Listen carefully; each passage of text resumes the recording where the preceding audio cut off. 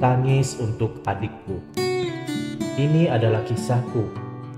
Aku dilahirkan di sebuah desa di pegunungan yang sangat terpencil. Setiap hari orang tuaku membajak tanah kering kuning dengan punggung mereka menghadap ke langit. Aku mempunyai seorang adik. Dia 3 tahun lebih muda daripada aku. Dia sangat mencintaiku lebih dari aku mencintainya. Suatu ketika aku mengambil uang dari panci ayahku. Aku menggunakannya untuk membeli sapu tangan yang mana semua gadis di sekitarku membawanya.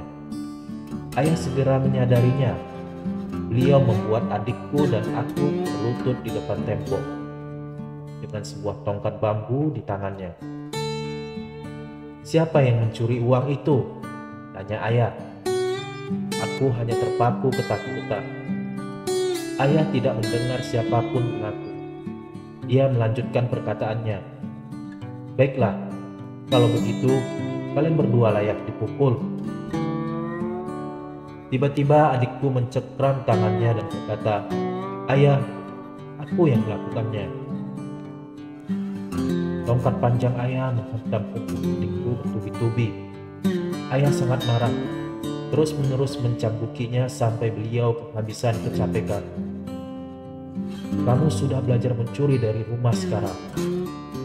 Hal apa lagi yang akan kamu lakukan di masa mendatang? Kamu layak dipukul sampai mati. Kamu tidak tahu malu." Malamnya aku dan ibu tertidur memeluk adikku. Tubuhnya penuh luka, tapi dia tidak menitikkan air mata sama sekali. Di pertengahan malam aku mulai menangis meraung-raung. Adikku menutup mulutku dengan tangan kecilnya dan berkata, "Kak, jangan menangis lagi. Sekarang semuanya sudah terjadi." Ketika adikku kelas 3 SMP, ia lulus untuk masuk ke SMA di pusat kota. Pada hari yang sama, aku diterima di universitas provinsi. Malam itu, ayah berjongkok di halaman, menghisap rokok batang demi batang. Kedua anak kita memberikan hasil yang bagus, hasil yang memuaskan. Ibu mengusap air matanya yang mengalir dan berkata, "Apa gunanya? Bagaimana mungkin kita bisa membiayai keduanya sekaligus?" Tanpa disangka, adikku berjalan keluar ke hadapan ayah dan berkata, "Ayah, aku tidak mau melanjutkan sekolah lagi. Aku telah cukup membaca buku." Ayah mengayunkan tangannya dan memukul adikku di wajahnya. "Mengapa kamu mempunyai semangat yang lemah? Bahkan jika bapakmu ini harus mengemis di jalanan, aku akan menyekolahkan kalian berdua sampai selesai." Kemudian dia membentuk setiap rumah di desa untuk meminjam uang. Aku menjulurkan tanganku selembut yang aku bisa ke muka adikku yang membengkak.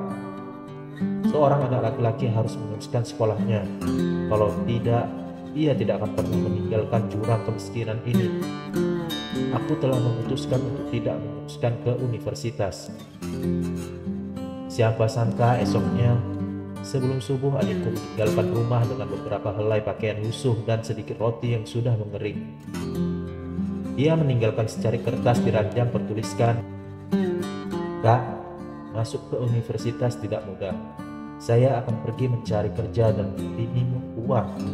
Aku menggenggam erat kertas itu dan menangis dengan air mata bercucuran hingga suaraku hilang. Ketika itu adikku berumur 17 tahun dan aku 20 tahun. Dari uang pinjaman ayah dan yang adikku hasilkan dari mengangkut semen, aku akhirnya sampai tahun ketiga. Suatu hari, aku sedang belajar di kamarku. Tiba-tiba temanku masuk dan memberitahukan ada seseorang anak dusun menunggumu di luar sana. Aku berjalan keluar dan melihat adikku. Dari jauh, seluruh badannya kotor tertutup debu semen dan pasir. Aku bertanya, "Mengapa kamu tidak bilang kalau kamu adalah adikku?" Sambil menahan air mata, ia tersenyum. "Lihat bagaimana penampilanku. Mereka akan menertawakanmu jika tahu aku adikmu." Aku merasa terenyuh dan air mata memenuhi mataku. Aku menyapu debu-debu di badan adikku semuanya. Tersekat-sekat berkata, "Aku tidak peduli omongan siapapun. Kamu adalah adikku, bagaimanapun penampilanmu. Dari sakunya ia mengeluarkan sebuah jepit rambut berbentuk kupu-kupu. Ia memakaikannya kepadaku dan menjelaskan, saya melihat semua gadis kota memakainya, jadi saya pikir kamu harus mempunyai satu. Aku tidak dapat menahan lebih lama lagi. Aku menarik adikku ke dalam pelukanku dan menangis, terus menangis. Tahun itu ia berusia 20 tahun dan aku 23 tahun. Kali pertama aku membawa pacarku ke rumah. Kaca jendela yang pecah telah diganti. Rumah kelihatan bersih, tidak seperti sebelumnya. Setelah pacarku pulang, aku menari di depan ibuku. Bu, ibu tidak perlu menghabiskan banyak waktu untuk membersihkan rumah kita. Tapi, katanya sambil tersenyum, itu adikmu yang pulang lebih awal. Dia membersihkan rumah ini. Tidakkah kamu lihat luka di tangannya itu? Itu terluka karena memasang kaca jendela. Aku masuk ke dalam kamar adikku, melihat muka adikku yang kurus. Ribuan jarum terasa menusukku. Aku mengoleskan antiseptik ke lukanya dan membalutnya. Apakah itu sakit? Tanyaku. Dia menggelengkan kepala. Tidak, tidak sakit. Ini karena kamu tahu, ketika aku bekerja di lokasi konstruksi, batu-batu berjatuhan di kakiku. Itu tidak menghentikanku bekerja. Dan tengah kalimat itu ia berhenti. Aku membalikkan tubuhku, memungkunginya, dan air mata deras mengalir ke wajahku. Saat itu dia berumur 23 tahun dan aku 24 tahun. Setelah menikah, aku tinggal di kota. Berulang kali suamiku dan aku meminta orang tuaku untuk datang dan tinggal bersama kami. Tetapi mereka tidak mau. Mereka menolak. Mereka bilang, sekali meninggalkan desa, mereka tidak akan tahu harus mengerjakan apa. Adikku juga tidak setuju. Kak, jagalah mertuamu saja. Aku akan menjaga ayah dan ibu di sini.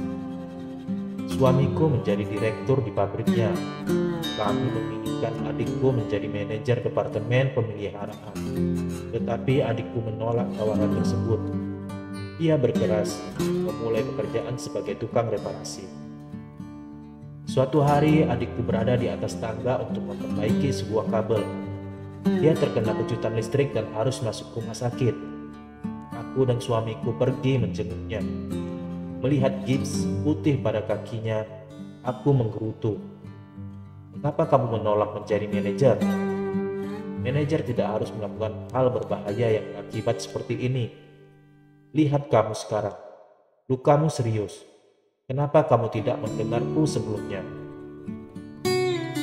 Dengan tampang serius, dia membela keputusannya. Pikirkan kakak ipar, dia baru saja menjadi direktur, dan aku ini tidak berpendidikan. Jika aku menjadi manajer, gosip macam apa yang bakal tersebar? Mata suamiku dipenuhi air mata, dan keluar kata-kataku terpatah-patah. Tapi kamu kurang pendidikan karena aku. Mengapa membicarakan masa lalu? Kata adikku sembari menggenggam tanganku. Tahun itu dia berusia 26 tahun dan aku 29 tahun. Adikku berusia 30 tahun ketika itu dia menikah dengan seorang gadis petani dari desa. Di acara pernikahannya, pembawa acara bertanya kepadanya, "Siapa yang paling kamu hormati dan cintai?" Bahkan tanpa berpikir dia menjawab, "Kakakku." Dia melanjutkan dengan sebuah cerita yang bahkan tak kuingat. Ketika saya pergi sekolah saat SD yang berlokasi di desa lain, saya dan kakak harus berjalan 2 jam untuk pergi ke sekolah. Suatu hari saya kehilangan satu sarung tangan. Kakak saya memberikan satu kepunyaannya. Ia hanya memakai satu saja dan berjalan selama 2 jam. Ketika kami tiba di rumah, tangannya gemetar kencang karena cuaca yang begitu dinginnya. Sampai-sampai dia tidak bisa memegang sumpit. Sejak hari itu saya bersumpah, selama saya masih hidup, saya akan menjaga kakak dan akan selalu baik padanya. Tepuk tangan membanjiri ruangan itu, dan semua orang memalingkan perhatian padaku. Bibirku terasa keluh, kata-kata begitu susah kuucapkan. Dalam hidupku, orang yang paling dalam atas terima kasihku adalah adikku. Dan dalam kesempatan berbahagia ini, di depan kerumunan perayaan ini, air mata bercucuran turun dari wajahku seperti aliran sungai. Baik teman-teman, sekian video untuk kali ini. Saya ucapkan terima kasih banyak kepada teman-teman yang telah menonton dan mendengarkan video ini. Semoga video ini bermanfaat dan jadi inspirasi teman-teman. Sampai jumpa di video selanjutnya. Bye-bye.